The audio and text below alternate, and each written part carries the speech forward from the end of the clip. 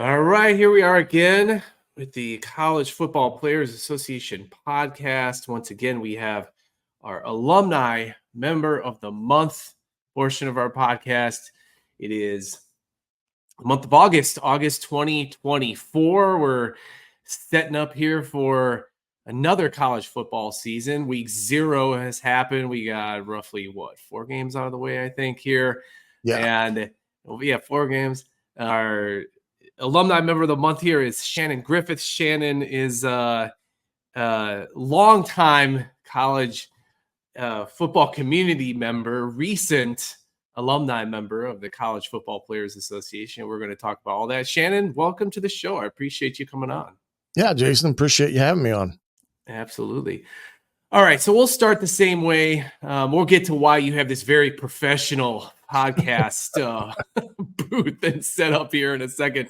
But we'll start in the past as opposed to the present, because anybody who comes on, first thing we ask them is we want to know about the playing career. So yeah, when did you play college football? Where did you play college? Position, years? We want to know all of it.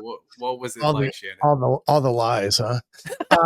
No, nothing but truth. There's nothing but truth on here. Kind of like fishing. The fish gets bigger every time you tell the story. Yeah, right. Yeah, tell me those glory days. That's right. Yeah, right. Well, I went to Ball State University here in Indiana and was there in 1986 through 1990. Played quarterback during that time period, predominantly as a backup. We had a really good quarterback who was once my roommate, that I thought the only way I was going to get on the field was to trip him in the room or do something of that nature. But we were part of a program that was rebuild and second recruiting class, I think, of Paul Shudell, who was the head coach there for a number of years, former Michigan assistant. And we were gifted enough that in 1989, we were able to win the Mid-American Conference Championship and participate in the California Raisin Bowl. Back in the day, California Raisins. Remember that song? Heard it from the I do. You got it. Yep. Played Fresno State out at Fresno State. But, I was predominantly a backup guy. Played sparingly here and there, but did a little holding as well. I'd like to tell everybody I was an All-American at the holding position. So at least they don't question it, but I use it as an icebreaker. But yeah, that, kind of gave me my start towards what I wanted to do in life. And that was be a college football coach. And fortunately enough, I was able to continue on at Ball State under Coach Shudell as a grad assistant for a couple of years. Okay. So then, I talked about this a while back. How easy, a lot of guys we talked to, a lot of members, they've had coaching experience, alumni members in the past. So how easy was that transition for you? So you go from player on Ball State, mostly a backup, you decide you want to get into the coaching profession. I talk with so many guys about this. Like, talk about that journey, because it seems like to me as an outsider to the world of college football that the GA position, the grad assistant position, is like the gateway into the coaching profession. Yeah, back in that day it was. Yeah. Okay, so talk to me about that. So because I look at that position and I very much see like a position that seems like, wow, this is a lot of grunt work. These are like long weeks. This is like very little money type of situation. And it just seems like, and you're hoping to kind of climb that ladder. So was that your experience? And then you said, and so talk about that, and then how that was let's start there. Yeah. Segue into, coaching after that. How did it work? Yeah. I kind of knew at a pretty young age, it's what I wanted to do. I grew up in a coaching family. My father was a head football coach and high school football coach in the state of Indiana for a number of years. And that kind of rubbed off on me. But I wanted to do it at the highest, the next level, college football. And, had a shoulder injury that I had to have surgery on. So my 5th year of eligibility, I claimed a medical and became a student assistant coach that led into being a grad assistant at Ball State under, like I said, Coach Shudell. We had a talk, and being a quarterback, you're pretty well engrossed in the entire aspect from A to Z. So it was a pretty simple transition in that regard, but it also gave me a chance to work with younger quarterbacks that were coming into to Ball State at the time, and also coach a position as well. They, I coached the tight ends, had some, because in those days we didn't have, you had, I think 9 or 10 assistants, but you still were short on different position groups that, like a tight end who's involved not only in the run game, but at the pass game as well. So they gave me some responsibility that aided me in my development and segue into being a grad assistant. Now, the hard part was stepping away from what was your teammates at one time to now being a person that was a part of the coaching staff. So that was a little different, in that regard. But I think the guys that I played with kind of had an idea that that's what I was going to do, mindset wise, from that standpoint. And it made that transition a little bit easier there at Ball State from that perspective. And then, when I had the opportunity to stay to be a GA, that was an easy decision. Now, most people encourage you to get away from your comfort zone at that time. And of course, I was looking for those type of opportunities, but to be a college football coach and do it the way that you had to do it back in those days, you had to be a GA first. And fortunately, I was able to do that at Ball State. And that provided, like you said, 2 years of, guy at the bottom level doing all types of things. In those days, we were just segueing into videotapes as the base means of watching a game. We came out from watching, I believe it was 16 millimeter film or whatever, that when I was playing, we watched, for our games or cut ups. And I used to help the other GAs in the off season when I was playing do cut ups, and you were splicing film, and it was a really tedious process. To the point where we went into video, and I learned all that aspect of video from a football perspective and how we implemented it there at Ball State. So it did give me a little bit of job security, I guess you could say, because I could always sabotage the video editing machine if needed. And, I was a part of a great staff there at Ball State with a lot of guys that, eventually went on. Rick Minner, who was the defensive coach there, his son Jesse Minner was at Michigan with Jim Harbaugh. He's now with the out with the Chargers. So interesting. Yeah, it's an interesting dynamic. And Jesse was just a young tyke at that time. But we had a lot of guys that were really good guys to be around that coached. I learned a ton from all of them. You just love to absorb the mindset of guys that were in coaching. I was married as well. And my wife I married well, Jason, because she was a speech therapist and could get a job about anywhere and probably was going to make more. That's great. Make more money than me anyway. I bet. Yeah, totally. So I married right. But, the GA aspect of things was that opportunity to stay in college football and then see what it led to, and eventually led to a job at a Division II school in the state of Michigan at Northwood University, which is a unique setup because it's an all business school. And that's the only undergraduate program that they have is business education. And it's a very well known academic institution in Midland, Michigan, and very well tied to the auto industry down in the Detroit area. So we didn't talk about that before. That's interesting. It was an interesting part to be involved with on many different levels because you were selling one academic program. Now it's hurt you in some ways because you didn't have, education and things like that some kids might, want to go into. But it was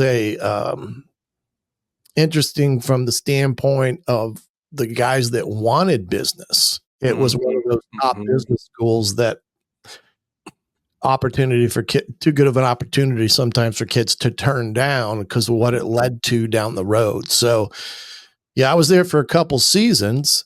That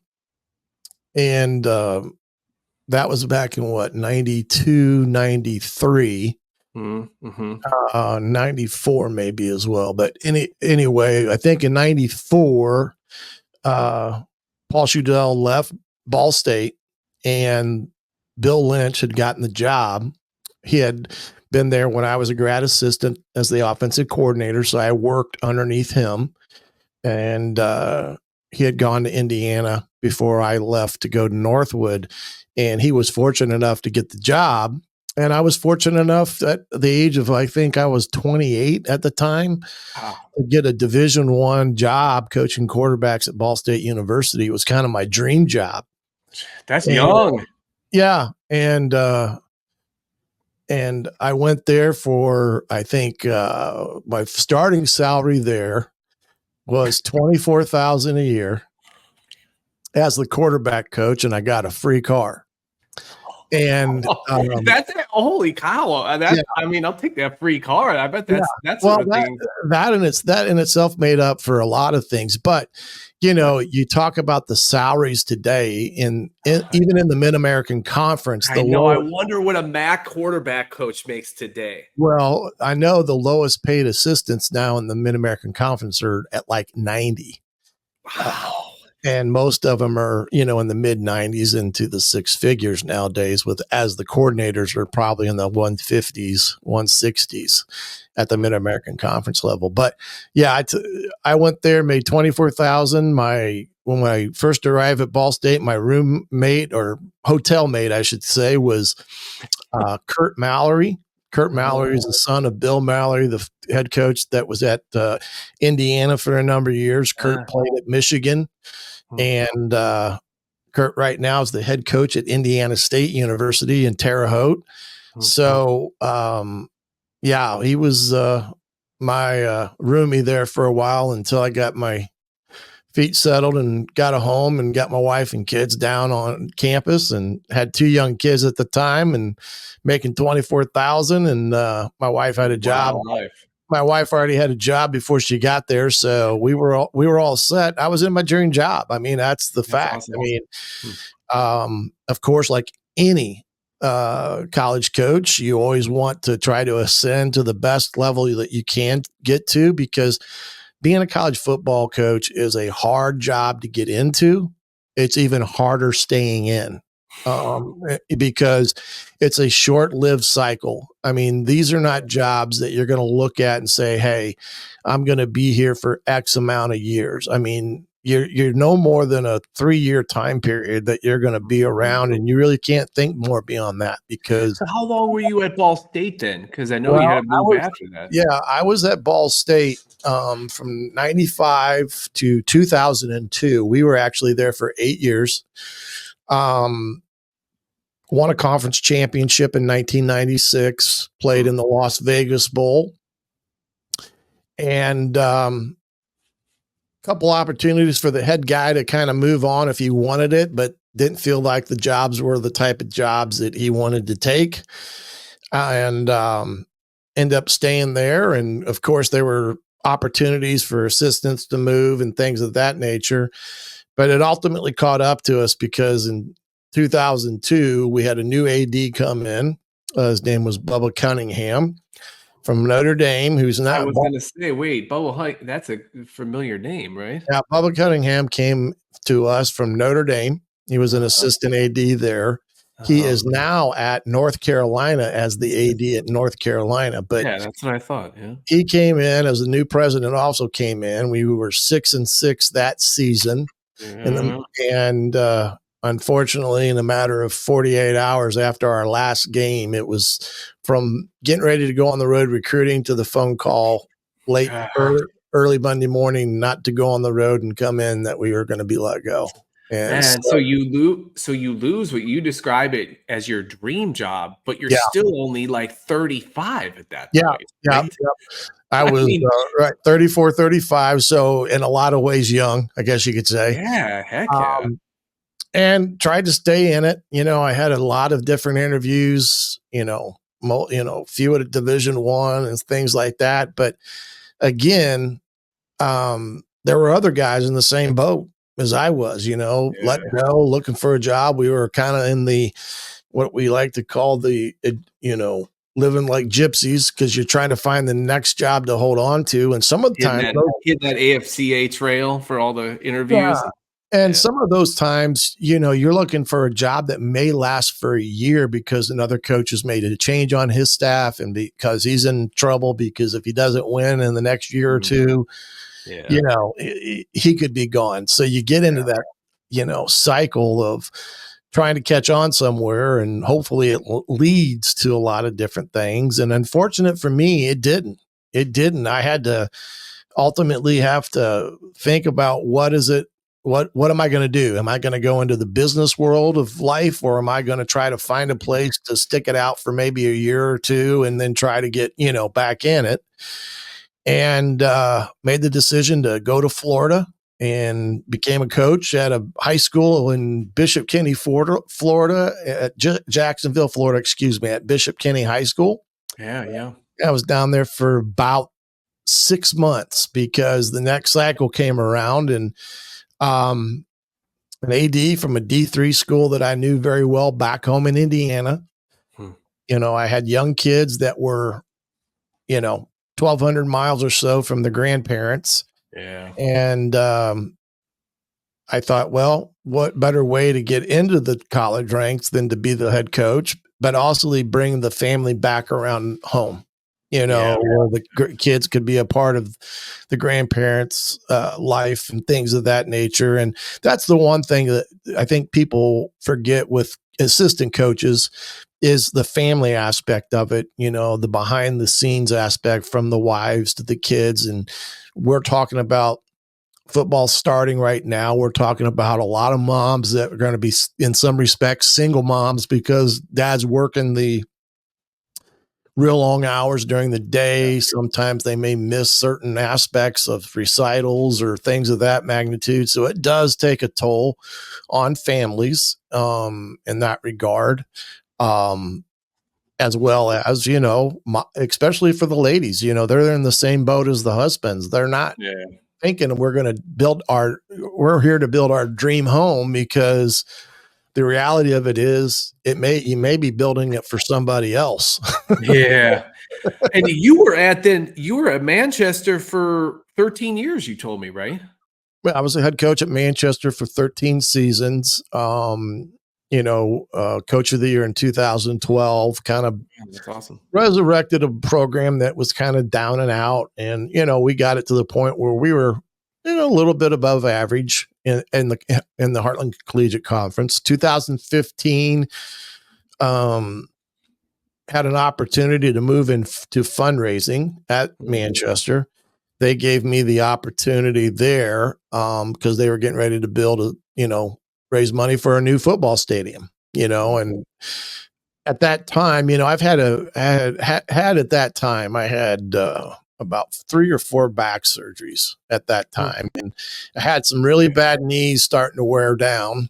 And I had a doctor tell me either find a different way or to coach in season rather than being up on your feet all the time because you won't last. You'll eventually have to have major surgeries that may ultimately put you out anyway because of my back is so bad and, the knees were shot. So I took a chance and, felt that I'd done enough as all I could as a head coach there. It was time to make a decision. And I was the opportunity to jump into fundraising. Had a lot of transferable skills from the days that I was coaching. It's still about people. It's still about forming relationships. And we had talked about that before, but I was at Manchester for 18 years. And after the COVID fiasco that everybody had, the small private liberal arts schools really took a hit. And even at our school, we had gone through 3 reductions in staffs prior to November of 22. Mm-hmm. And the 4th one, they decided to make sure that the school was taking equal equal parts from different aspects of the college or the university at the time. And it still doesn't make sense, but unfortunately I was one of the lucky winners, and they cut the position in the development office, which if you're bringing money into the institution, whether it's either through admissions or being a coach recruiting, or like me bringing in donor dollars, you don't think you would cut a position in that regard. But like I said, they wanted it to be, I guess, felt all through the institution. So unfortunately for me, I was given my walking papers in that November in 2022, and can't say anything bad about the university, Manchester University. They treated me well, and they gave me a severance pay that took care of me for 6 months. And that led me to the position I'm in now at Hanover College, that I do in a remote fashion. So my office is my home down in the basement, and I travel and raise money for Hanover College, and another great small liberal arts school down in southern Indiana, down by Louisville, in between Louisville and Cincinnati. And they're a part of the conference that I coached in at Manchester. So I had known about the institution, high regarded institution. And that's where I'm at today, about 2 years. And that's kind of my journey from being a player from 1986 to 90. And then from 91 through 2015 was my college coaching arena. And during that time, I had opportunities to go back to Division One, even while I was at Manchester. And it was hard to make those decisions to say no. Money was better. I even got an opportunity to go to an Mid-American Conference School as an offensive coordinator. Wow. And making that had to be a hard turn down right there. Well, it was. And again, I think you got to look at the whole picture. One, why are they making a change? 2, is it because you're needed to produce, or if you don't produce, you're gone anyway. Yeah. And it was one of those things that was kind of in between. My wife was trying to encourage me to take it, but leave the kids behind and her behind for them to finish up, because they had just now gotten into their high school years. At that time. And that's a hard time to uproot a family in that regard. And I just came to the conclusion that just wasn't the right time for me to jump back into Division I football. And because of family reasons, more or less. And also, back to that grind. I mean, I know, right? The Division I level is a grind. And that's the one thing that, another thing that people don't understand, because I would always get asked, what do you do? What do you like? What do you do for a profession? And I would tell them I'm a college football coach. They go, is that it? You're just a college football coach? You don't teach, you don't do anything? And they don't have that's a full-time plus job right there. Yeah. Well, they don't understand that outside of just playing Saturday afternoons, you're working Sunday to Saturday. Yeah. And Sunday to Thursday, you're working from early morning to late at night. I mean, you're putting in 60-hour weeks or more. And it is a grind. It is a grind. And let me say, I got so many follow-ups for you, because your story is so interesting. Let's start there though, because I've talked with a few head coaches so far in this job. I mean, as we're trying to organize players, especially those current players, coaches want to talk to us and want to think about, how could we possibly work together? We're open to those conversations, right? And absolutely. I think first conversation I had recently with high-level Power 4 coach, right?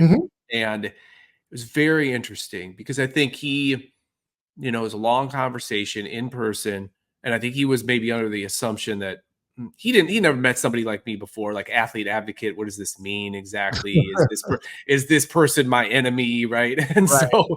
And so there's some very sort of pointed questions to start things off. But then I think that sort of dissipated. And then we just sort of met on this common ground. And a lot of things we were talking about is like, is collective bargaining the future for that highest level of play? Right. Right. And I'm talking to him about our platform. And one of our 7 platform planks is a real off season. All right. And so, because we talk to players now, particularly at that highest level of play, and it's like, is there really an off season anymore? It's kind of an open question, right? And so you know what he says to me? The answer, no. Yeah, right. There's not, right? You and I both know anybody who understands the realities of the top level of play. Like if you're at an SEC school, you don't really have an off season, right? I mean, there's no off season. If you're in a Big Ten school, there's really no off season. Yeah, let's put it this way. They may say optional. Yeah, the voluntary practices. Yeah, the vernacular is voluntary, optional. Right. That he's saying one thing, but the reality of it is it's mandatory. Right. Okay, but here's the thing, though. He sees this platform plank, and he says to me, "This is no joke." He goes, "Well, would this be for the coaches too?" And I'm like, "Yes." That's like this is what we're talking about here. Is I think there's this idea that somehow, if the players engage in collective bargaining and get a real offseason, let's say akin to what an NFL player would get, a couple months a year or something, right? That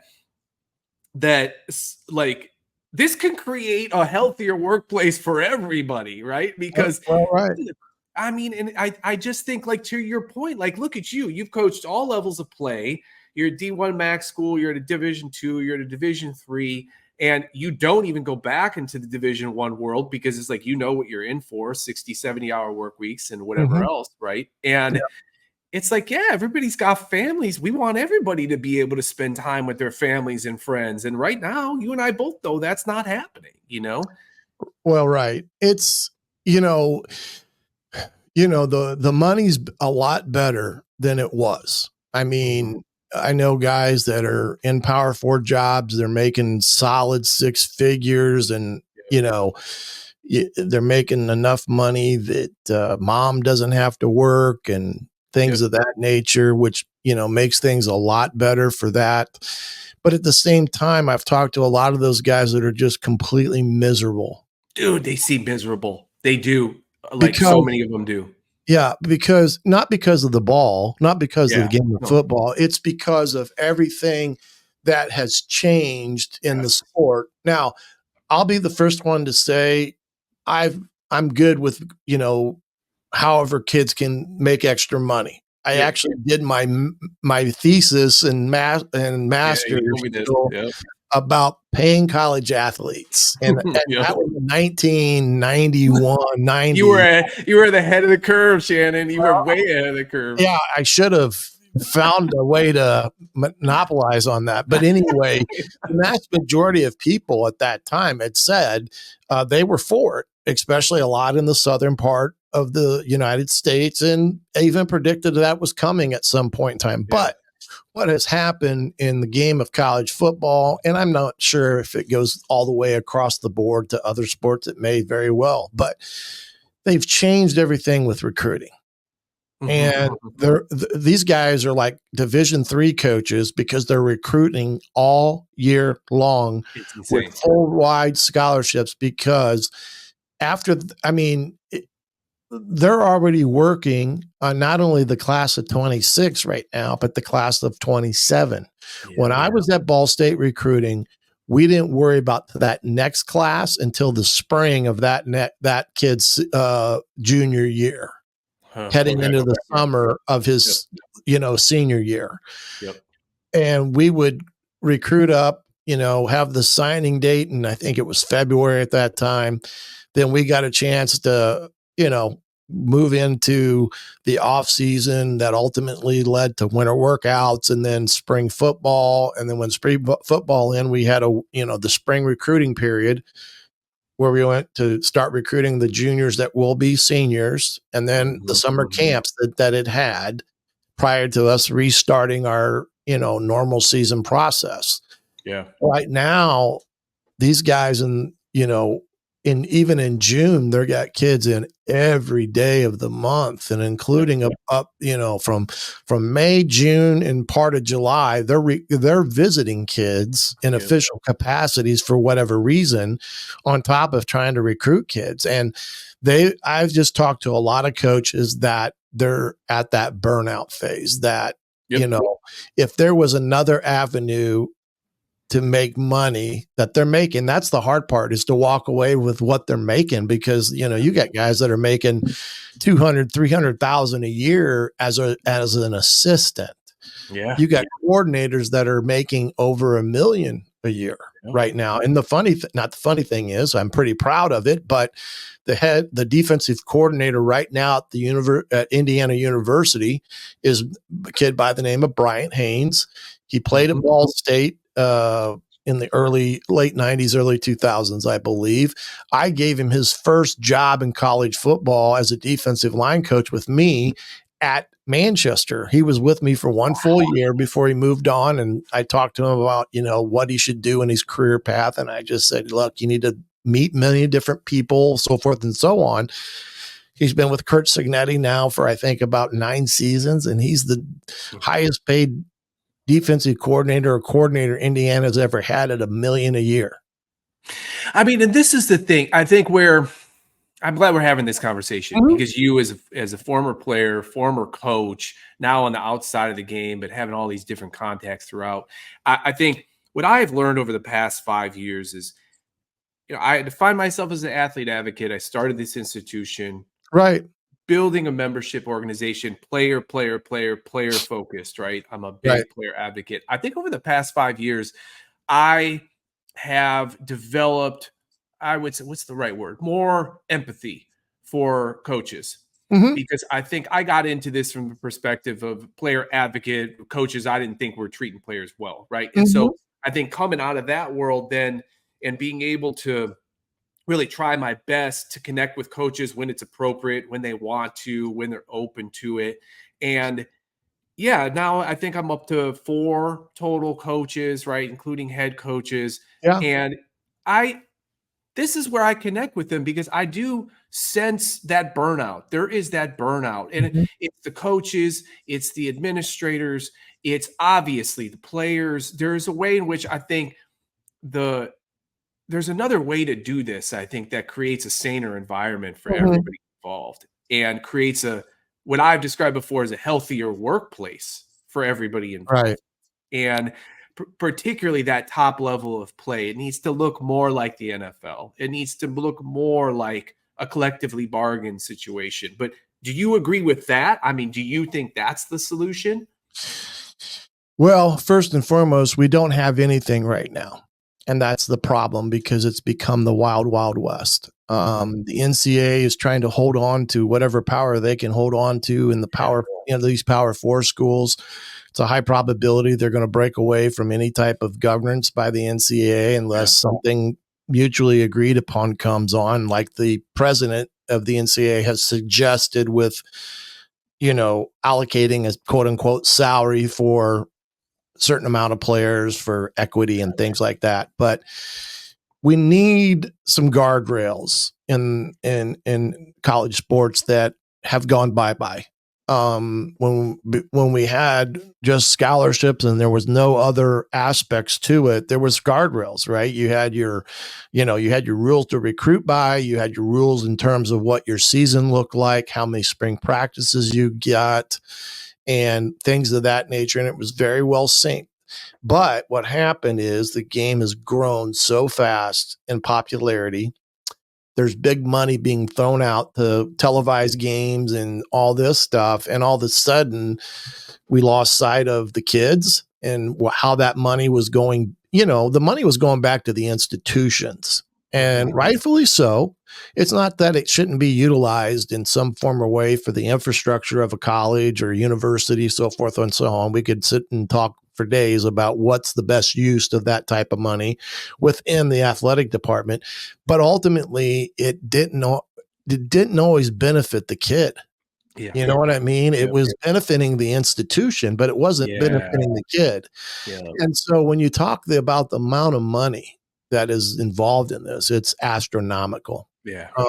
It blows your mind sometimes. So yes, I do believe there should be some form of governance, whether it's collective bargaining, whether it's rules that are, able to be followed and implemented and enforced from A to Z, because even with the rules, there were always people that were breaking them and did it with, they cheated and paid kids under the table.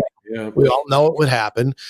But yeah, I think we're at that point now in this world that we're living in, that there's got to be something there that takes care of the kids, number one, and provides guardrails for them. Now, I don't necessarily think the best thing in this world to do is give 18, 19, 20-year-olds $2 million in college and say, there you go.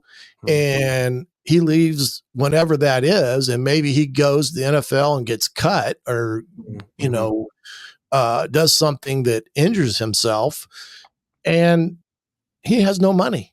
You get to, what happened to the 2 million that you got back at school X? Well, I bought 3 cars, I bought mom a house, and I did all this money, gave money to so and so and so and so and so and so, and he has nothing for him. It's interesting though, when I talk with players, I think there is this increasing realization of the same thing, that there's not a sustainable system here in place, right? You look at, like, I remember CJ Stroud was doing a podcast interview, after he went pro, and was talking about exactly what you were talking about, where it was like, he all of a sudden was just like, oh my God, I have all this. I've never had money before. And all of a sudden there's money coming out of the cannon. And but because it's not within a system that anybody recognizes as sort of regular or capitalist or rational, where it's like, oh, you're an employee and here is your check and we take out taxes and here's your W-2 and all of this that, like, most people in the world have experienced. But these guys are 18, 19. They haven't experienced it because it's been all ball since whatever, they're 7, 8 years old. And then, so it's not like they had some W-2 job at some point, right? And so then they get NIL money from collectives and brands and whoever else, and however this money's coming in. So then at the end of the year, I mean, this situation, I know this situation because we're older and we understand all this, but like, then they get a bunch of 1099s at the end of the year, right? And then it's like, oh shit, pardon my language there. Tax man cometh, right? And this is what he was talking about. He was like, yeah, I did buy a car, but you know what else I did? Like, I gave a bunch of money away to families and friends because they were coming knocking on my door being like, oh, you're getting all this money now, right? So I think there is this perception of what the player's life is like that does not actually match up to the reality, because we don't have a sort of regular relationship, business employee relationship that people understand. Instead, we have this bizarro world system. It's fantasy land. Yes, it's fantasy land. These kids right now are in fantasy land, and you're going to find kids with problems with the IRS because they're not going to pay their taxes on these millions of dollars or whatever. Not because it's because, and I use the word ignorance in the sense that they're not, educated enough, or they're not around the right people to make them understand that this is not fantasy land. There's going to be Uncle Sam coming knocking on your door. The state that you live in is going to knock on your door, and they're going to want their cut of that $1 million. So you're not making $1 million when you're probably going to be about 700,000 after the government takes 30% of it. And that's the thing. And I talk, as I talk with guys, I'll just be straight here. I've yet to talk with a guy who's making, because I think those stories could be overproduced too. We know there's guys making $1 million or $2 million. We know that exists. But even where I'm going, like, I was in an SEC school last month. Okay. And so I talked with a lot of players there. And I don't know. It wasn't like, I know there's guys who are making $1 million plus on that. And I know they're all getting paid something from the collective, and they're trying to, work other angles and so forth. But yet for me, it was like, complicated stories of, oh yeah, I came through the transfer portal and I was promised X, and then I got here and it was like, ooh, wait a minute, that's not happening. And oh, it's like another 2 months before I get paid, and then I do get paid. And again, it goes back to the fact that we don't have, then it's like, yeah, it's like, okay, he bought the car, but then at the end of the year, it's like, it's all, I just think there's such a better, like, well, it is. I agree. Like, I think athlete advocates, when they hear phrases like Wild Wild West or they hear guardrails, I think sort of balk against them because it is like, no, we're pro player empowerment, whatever that looks like. And that's not how I look at it. I look at it like, I'm glad the players have been empowered, but man, is there a better, more sustainable way to do this than the way we're doing it here? Well, and let me talk it from the perspective of when I recruited. There are some kids that are getting opportunities to play at the highest level, and making this money is important because they do have a family that desperately needs support in whatever. And if a kid is gifted enough to go to an institution where he can get paid X, Y, or Z, and he wants to take care of mom or grandma or whatever, by all means, that should be done. Absolutely should be done. Where you got to draw the line is beyond that, when you have friends and other cousins and things of that nature, where a kid's put in a position, well, I can't say no, he's my brother. But the thing of it is like you said, just because a kid goes to school X doesn't mean he's making this Y. There's probably a legit at the Power 5 schools, probably in the neighborhood, depending on what school is, between 1 and 4 kids that are probably making $1 million or more. That's probably it. The rest of them are a scattering of 1,000 here, 1,000 there, 1,000 here, whatever that is. Now, for some of those schools, those kids are making probably 6 figures, if not more. When it's all said and done. But even at that, those kids got to know exactly what they can do, because if they're smart enough to do the right things, by the time they're done with college, and maybe they're not the top guy, but they're getting this money, they could leave school and have enough in the bank that they're not out there just looking to take a job for the sake of taking a job. See, this is exactly what I talk with guys about. But I think the struggle here right now is, and you know this as well as I do, is when you get into those Power 4 schools, every single one of those guys thinks they're going on to the NFL. You know that. Well, right. Yeah. And so a lot of then the conversation you're having is like, well, I talk with former players all the time, and they thought they were going on to the NFL too, and then they didn't. And then there was the question of, okay, what's next? Right. And now, like, what I want to say to guys is, look, like, I think we need to be doing the education different. I think that whole apparatus is falling apart too. Right. But when it strictly comes to the money, and if there's going to be revenue sharing from conferences and or the institutions in the future, there has to be the message coming at guys is, hey, this might be it. This might be the highest earnings of your entire life, as weird as that is. And you need to think about that. Like, these might be the highest earning years of your entire life, and to think about how you're going to take advantage of that.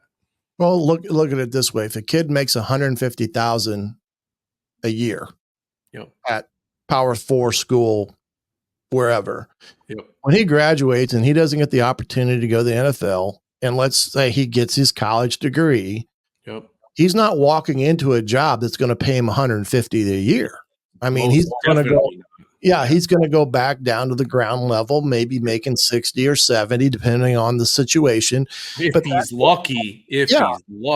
Right. But making $150,000 a year as a professional is going to take them anywhere from 10 to 20 years, depending on what type of job they're in. And that's what I meant by understanding that this money that you're getting, cherished for what it is, do what you got to do as it pertains to mom, dad, grandma, or however that looks. But at the end of the day, let's be smart about what we're doing with that money and let it earn and make you money. That's the one thing that kids need to learn is money can make money when you do the right things with it. And buying a car is not the right thing with it because that's a depreciable asset that gives you no value. But you're right. There needs to be some type of bargain, collective bargaining apparatus that's taking care of player 1 to 100 because they're going to limit the squad size to 100 players, which means that you can have 100 players on a full ride scholarship. Now, there's not going to be any quote unquote walk-ons. You're going to have 100 players that are on scholarship. So they're going to, limit the number of players in a specific sport and eliminate the scholarship limits of 85. Now you're going to have 100 full. Let's just look at it that way. Mm-hmm. And then what are those kids individually going to make from the collective bargaining institutional aspect of things? Because the NIL, the collectives and things of that nature outside of the guardrail right now, that's money on top of whatever they get for the collective bargaining.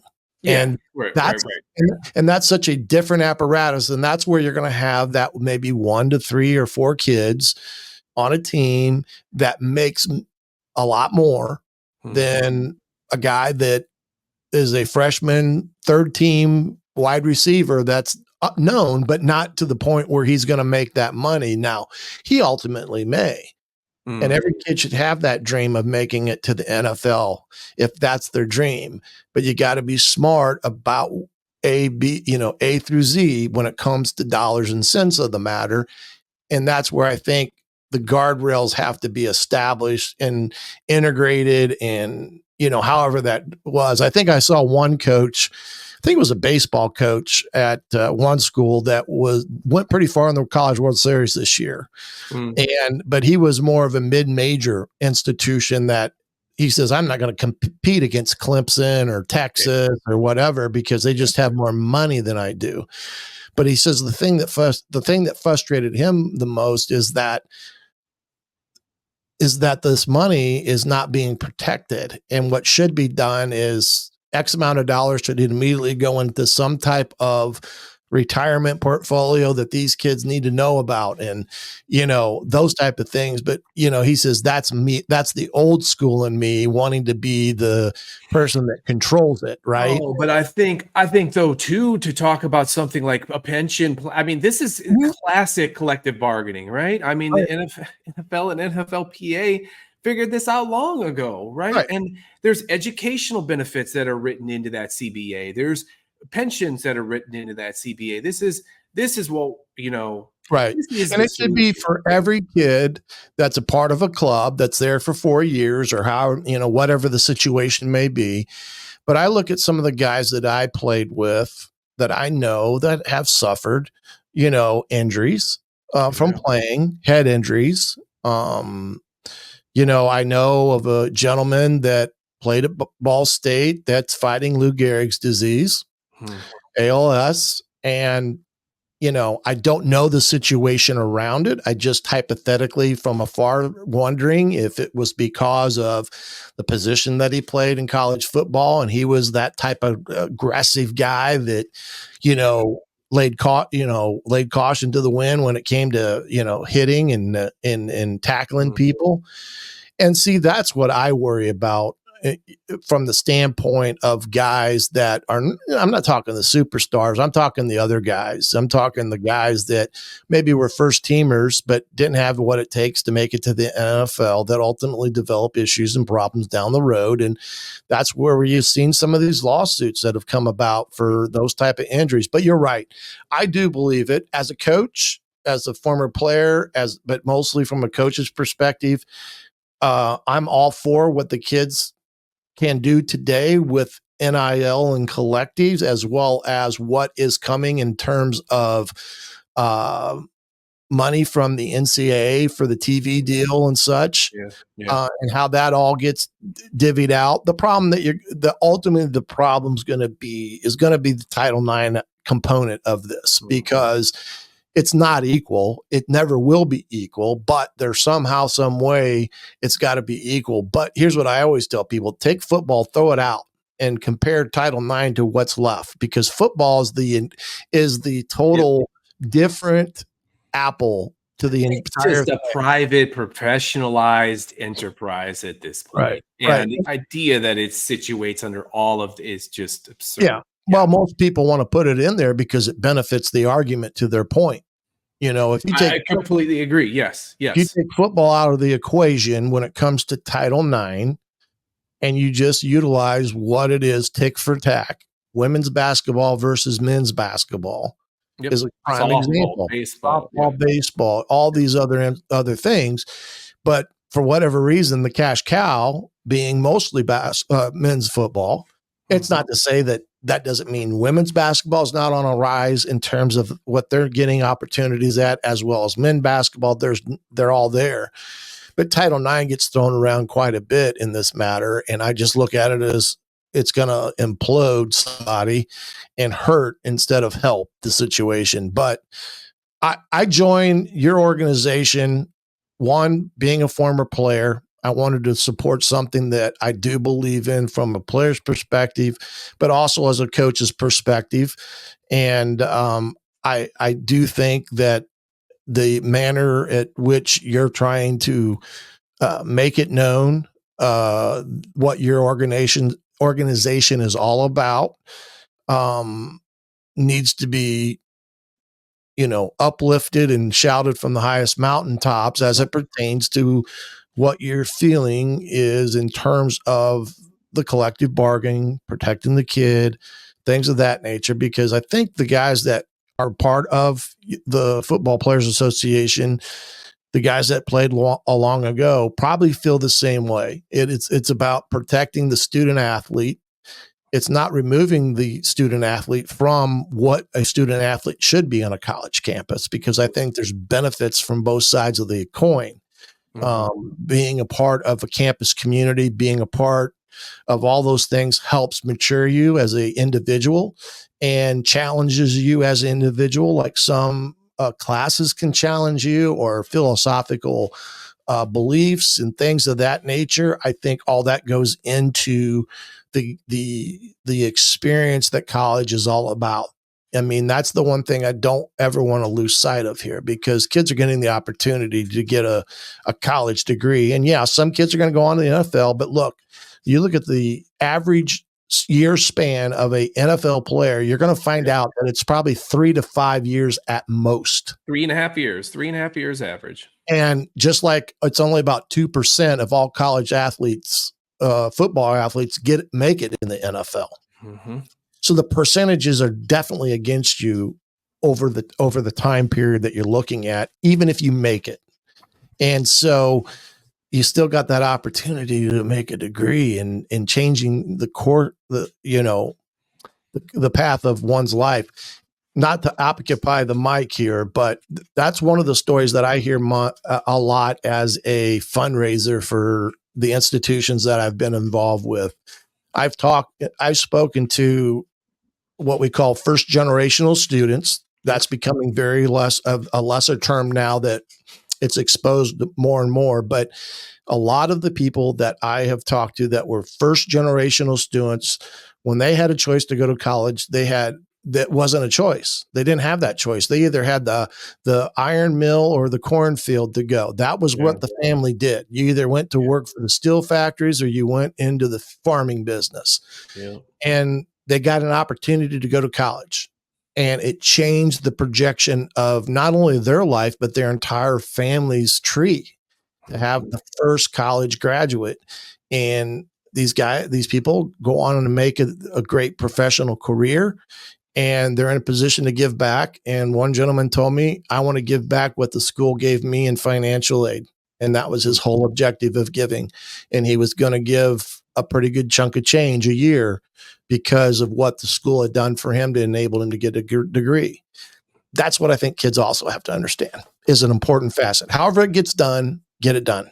I mean, it's not unheard of. Guys go on the NFL, they go back to school and get their degree. I mean, there's been several Yep. NFL players that have done that. Jalen Smith, a kid out of Fort Wayne, Indiana, where I went to Notre Dame, suffered a major knee injury in the bowl game, limited his NFL career, but he went back and got his degree at Notre Dame in between the off seasons. So there's ways to do it.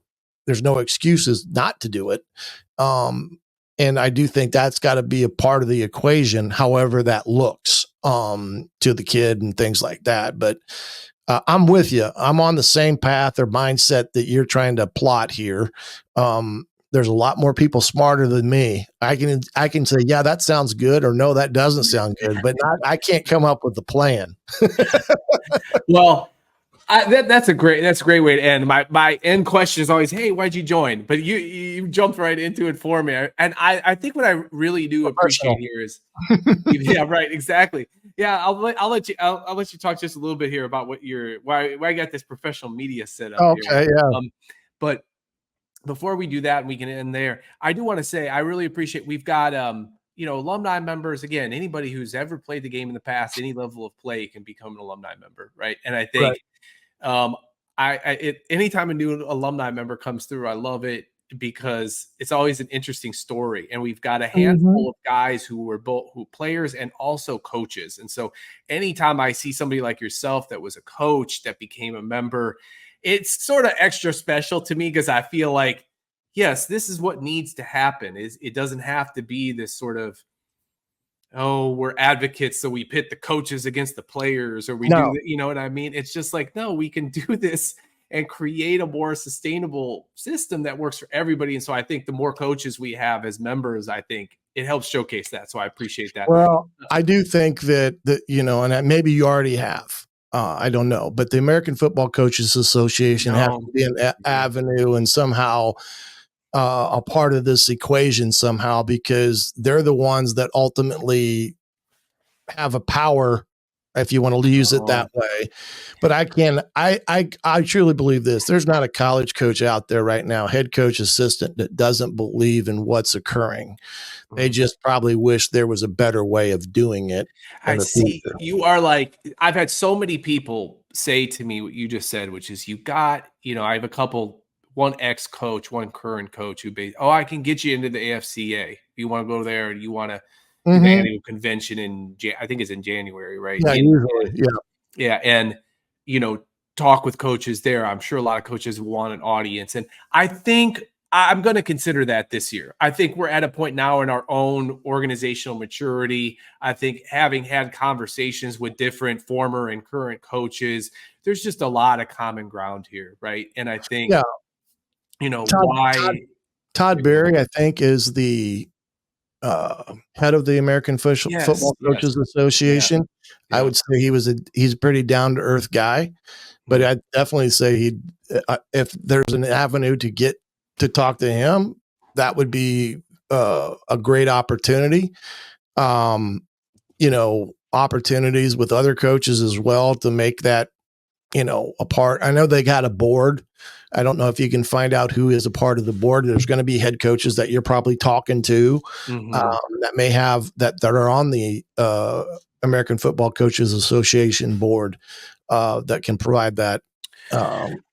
I'm glad we talked about this because I do think I think it's a little bit of a struggle for me. There's a sort of, I think to the extent that people think about the College Football Players Association, me founding the institution and why I founded the institution, having, being a player advocate, seeming as if, I'm coming after a coach here, right? When it's right. And so I think there's a trickiness there because I just look at coaching, I guess, just to the extent that anybody would listen to this is, I look at the coaching profession like I look at any profession. Sure. Which is you've got people who want to do right, and you got people who maybe don't want to do right. And they're all out there.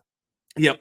And so I just think that's the same for me, though. Like I look at individuals, right? I don't look at a profession and say, that whole profession is corrupt or something, right? Right. You have to evaluate individuals as individuals, and that's the same for coaches. And I've met and spoken with coaches who I think, recognize that this is the future. Collective bargaining with the players is the future. And so, all right, I do want to end here. We're coming up on the hour mark. I want you to tell folks what you're doing. You got this red mic. Like, this guy must be doing some media. What are you doing now on the side? The way I keep my presence involved with college football and high school football, for that matter, is I do a lot of color commentary for high school football within the state of Indiana for a channel or radio station in Fort Wayne, doing high school football games of the week, and have a podcast that kind of feeds off of that and vice versa. And I also cover Indiana football for the Believe Network, and I've done that for 2 years. My son played at Indiana as a wide receiver under the Kevin Wilson era. And, he is sustained a severe knee injury playing against Penn State that cost him his career, and thankful that he paid attention in class and graduated, and now is working in medical device sales and pharmaceuticals. So making good money, better than I am, let's put it that way. But yeah, I've been able to stay involved with college football by doing what I do for the Believe Network from a media standpoint. And I'm undefeated, and nobody can question what I say they should have done. And that's the best thing about it. I'm undefeated and always right. Right. So, damn right. The one thing I can tell you about the coaches, when they hear player advocate, I think they probably think this guy's, he's all about the players and not about the whole message, because that's the way college coaches, we're dumb. We think that way. But we've got too many knocks on the head from the days that we played and stuff like that. Keep coming back to that injury conversation, right? Yeah, but I appreciate you having me. And again, like I said, I do that, and people can get on Twitter. I'm on Twitter at Coach Griff 55, and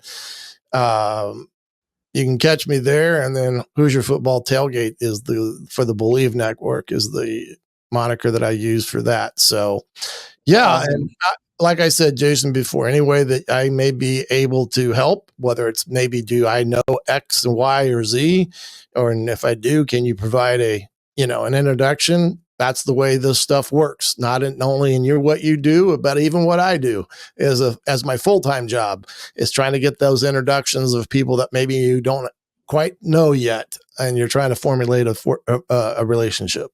Well, that's how I think when friends or family ask, what the hell do you do for a living? And like, what is many years? Yeah, right. And like last 5 years, I've gotten that question, now and again. Well, what is this? And in terms of like, what is the job exactly? I mean, it really is like, I take it like, what is my job? I've had thousands of individual conversations with people over 5 years, and I'm trying to figure out a giant puzzle and how it all fits together, right? And so, like what you said is really the job. It's like, oh, I'm talking to Shannon here. You become an alumni member. Obviously, this is like the third or fourth conversation we've had, and then and you're like, hey, and then what about this? And then what about this? And then I'm like, okay, yeah, what about that? And you just get to see where this all goes, Well, don't worry about being asked what you do. My father-in-law asked me that before I married his daughter, and had been married to her for 35 years. And he says, what are you going to do to take care of my daughter? And I told him I'm a college football coach. He looked at me and said, you're a college football coach? That doesn't sound like that makes very much money. How can you provide for my daughter? I said, that's why I married your daughter, because she can provide for both of us. That's right. That's right. Well, I just got remarried, Shannon. And I will say my new wife is this job that we're doing here would not have been possible without her, in a very different way. Well, a similar way to what there's always a good lady behind every man, just that. That's right. Okay. Well, one day, here's how we're going to close, because I think that what I want people to understand is that we're interested in collective bar. We talk so much about collective bargaining here throughout our conversation. But first and foremost, we are a fraternal social order of past, present, and future college football players. And one day, God willing, I do want this to feel like you're old enough if I say like Elks Club or Lions Club. You know what I'm talking about. And, yeah, I do. Yeah. And but for younger guys, I'll say fraternity, right? And Yeah. so, but I think that's the future that I always see. And so, God willing, man, I want one day for there to be an Indiana office, because Oh, I got you. an Indiana Different chapters. hall, right? Yeah, we're gonna have our hall in Indiana, because I'm from Indiana too. We've talked so much Yeah, about that's right. Indiana, and I went to IU. That's my undergrad, and so like, you know, hearing about that is like, one day I want that office in Indiana, and we can meet for a beer. And Well, yeah, well, like they say, you got to crawl before you walk and walk before you run. And right now you're still in between the crawling and walking stage, but all right, yeah, it's like I said, I think the concept of what you've put together from my perspective is one that I do have belief in, and I'm not probably the only one that looks at it and says that.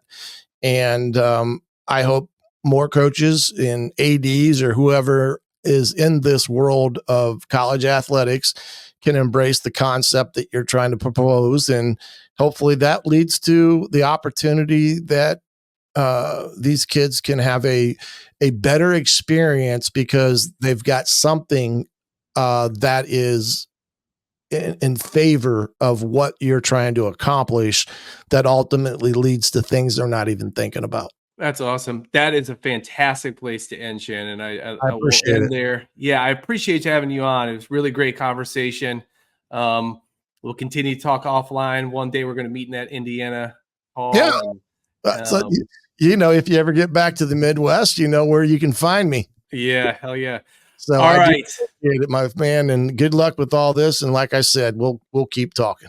I appreciate it. All right, this is Shannon Griffith on our College Football Players Association podcast. He is our alumni member of the month for August 2024. Shannon, it is great to have you on. You're a great guest, and I can't wait to see you again. All right, buddy. Thanks, Jason. Appreciate it. You take care.